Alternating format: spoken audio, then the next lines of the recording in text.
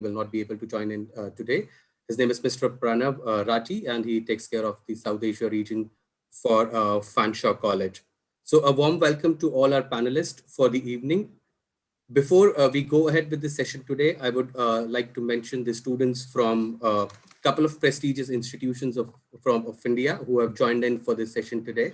So students from Nirma University, Ahmedabad, JPR Engineering College, Chennai, Caramal College, Kochi, and RV College, Bangalore. A warm welcome to all of you, along with all the other students.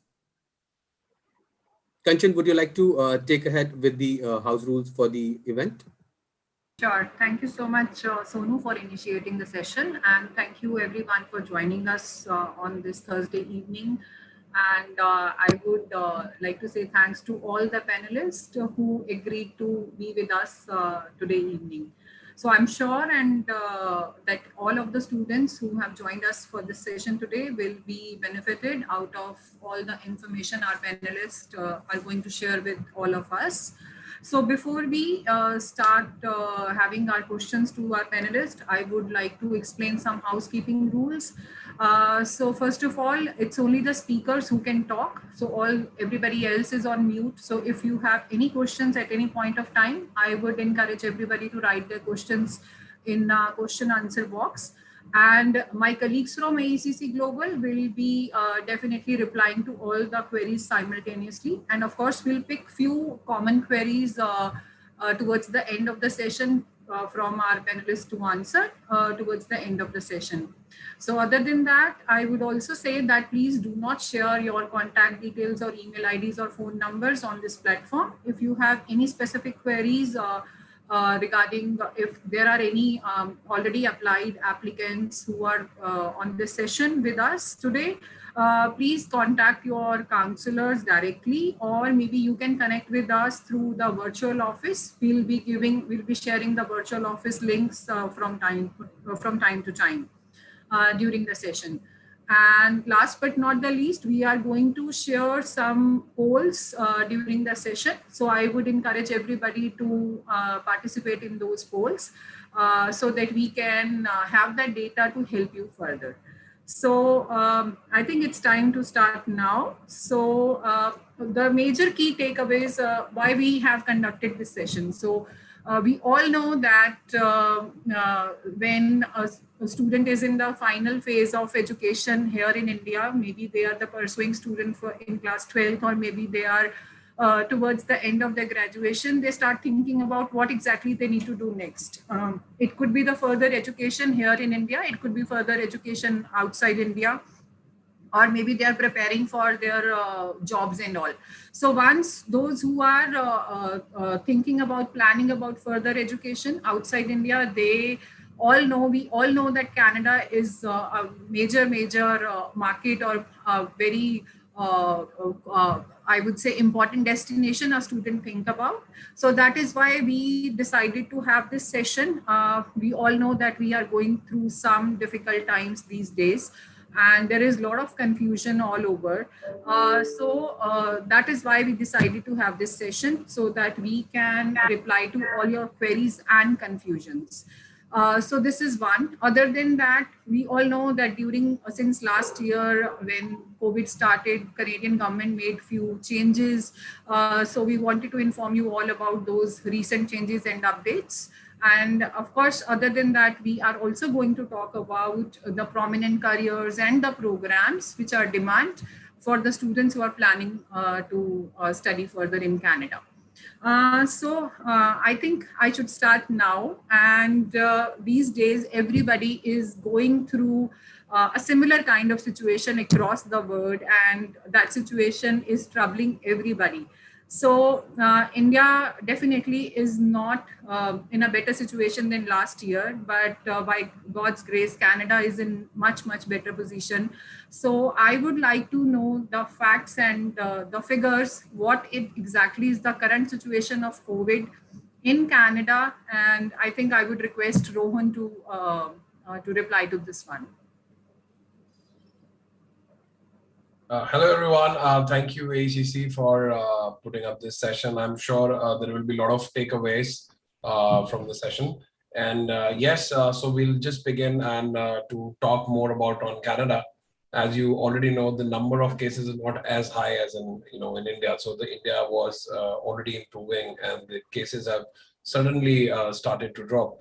And it's a good situation in Canada. There is no huge problem. And the best part, especially for the international student, though there is a flight ban which was imposed recently, but many students have reached Canada via Dubai, and students are still going through Ethiopia or Sri Lanka. So the best part is that they have the quarantine plan in place.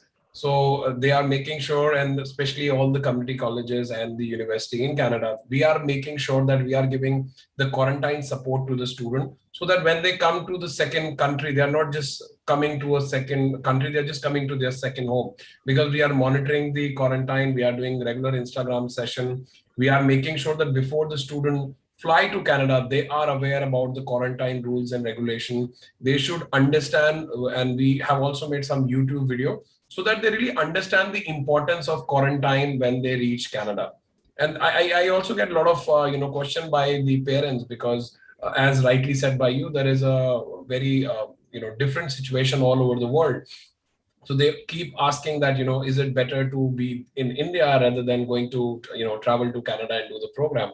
But I have got a feedback, very good feedback from the student, because there is first of all, it's a very less populated and more structured, and people are following rules, social distancing. And same way, I really appreciate the way Indian student are doing their quarantine in a proper manner, so to avoid any problems or COVID cases. So I think the Canada is well prepared, especially with all the quarantine plans. So they have to be in touch with the respective international team of the office to start with the quarantine plan. And once the travel ban is uplifted, I'm sure a lot of more students will start traveling to Canada. Okay, thank you so much, Rohan, for this information. So Garima, if you could add on something about it, that what exactly the Canadian government has done in terms to support people in public, people in general, and especially the international students. What exactly, how exactly did they initiate, and what measures they have taken to support international students? Totally, Kanchan. Thank you so much for that question. I think Canada has always been very, very open and clear as to what they do for international students as well as for their own public. In fact, ever since the outbreak, came last year, Canada created a lot of awareness programs, launched even a national public education campaign to educate their people. They are working at all levels of government to be ready to deliver safe and effective vaccines to everyone who wants it. They're also supporting all provinces and territories in responding to COVID-19. Besides that, Canada has also been working closely with individuals, families, business, and sectors by setting up, a lot of recovery benefits, insurance and sickness plans to help, all sections of societies. Another thing they have done, especially for the public, especially for the students, local students, is to waive off the interest on education loan, which is a big thing. So that's talking about for their own self, for their own people. But what exactly are they doing for international students? As we understand that international students bring so much to the country, and in fact, they're contributing more than $12 billion to their economy and supporting various sections of societies.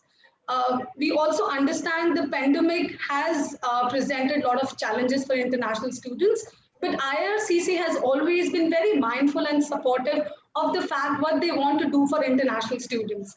As everybody been listening, reading on various websites, the latest one with respect to international student is supporting international student by making changes, making temporary changes in the study permit program. So which means this is a big thing for international students. That means students who are studying online outside Canada or studies completed outside Canada will count towards a future postgraduate work permit. Even in fact, last year also they have lifted the ban for international students to work for more than 20 hours while they were in class in certain sectors. So that ways, I think Canadian government ministry of IRCC has always been supportive of the fact as they understand that international student, contributes to their economy largely. Yeah. Thanks, Garima. Thank you so much. So Sonu, if okay, we have this Sure. poll. So students, if you could participate in this poll simultaneously. Yes, so we have certain student, we have put in some questions in the poll. So please feel free to answer the polls as well while we move ahead with the session. So this is again, I think, a very important question, moving forward. So we have seen recent changes throughout since last year. Due to this COVID pandemic, the institutions moved toward the online learning method. So I think this question is relevant to all the institutions, and I would like to start with Zishan. So Zishan, what sort of study methods the colleges have taken, and what is the future? What do you think? Like this coming intake will be blended, or what sort of will it be a face-to-face delivery of classes? Thank you, Sonu, and thank you, ACC, for bringing us today here to answer your questions and doubts about what's going to happen in Canada. How are the colleges going to start the classes? So the delivery of the program has been divided into three categories. The first one definitely being remote, because it is difficult for students to fly right now because of the travel ban. And they can start so most of the programs, it's about 60 to 70% of the programs are happening remote for the first semester, which means they can study from their homes, from their countries, and in-person presence is not required. It does not affect the postgraduate work permit. It would not affect their later on applications for various permanent residency or other things. The other delivery method is hybrid, where students are required to be on campus for hands-on activities for the program to be completed. These would be programs in the field of science, engineering, technology, healthcare, and a few. So they need to have a visa to fly to Canada to do the programs. And another method is the flexible method. Professors, teachers, some classes or workshops from DC will have the choice of attending in person or on campus in the classroom or lab, or attending class remotely. So let's say if somebody is able to get to Canada, they can do it from the class or do it remotely from Canada. That's the flexible method. And also they will have the work integrated learning. For the work integrated learning, which is your co-op or placements or apprenticeship, and for that also you will have to be in Canada. So mostly, if you see, most of these programs are happening remotely for the first semester, which means till 31st December you can study from your home, and waiting for more updates from the IRCC and the government of Canada as to how the country opens for more students coming in the future for January 22 and onwards. So yeah, you can start remote. Postgraduate work permit is not affected. Some programs will have hybrid, some of them will be flexible. So it's a combination of both to make sure that it's safe for the student, safe for people there in Canada, and things can carry on the way they should. And it should not affect the student in any manner. Thank you. Thank you so much for that, Zishan. Anything you would like to add, Rohan, to what Zishan said? So we are, because we both are the community college, so we are all, same, that we also offer in the three categories. So mostly the student who might be thinking, about reaching to the Canada are only the student whose program is in person. So especially for Georgian College, we have already updated our website for the September intake that it's happening remote, and which are the program are offered remotely, and which are the program which will require a student to be available in Canada in person to do the program. So one quick thing I can share with students, that if they are looking specifically for September intake, especially for the lab-based program, they can see before applying that whether that particular program can be delivered for the first semester remotely or not. So it's happening remotely at least they will not be worried that how I'm going to reach Canada on time in September, or will my classes will be impacted. So I think with the AECC team, when the student is talking to the counselor, they can go to the website and check right now itself whether the program is remote or in person. Though it is not a guarantee that in September student will not be able to travel, but just to be on the safer side, they have the information already updated on the website. So before they apply, they can see whether the first semester is remote or in person.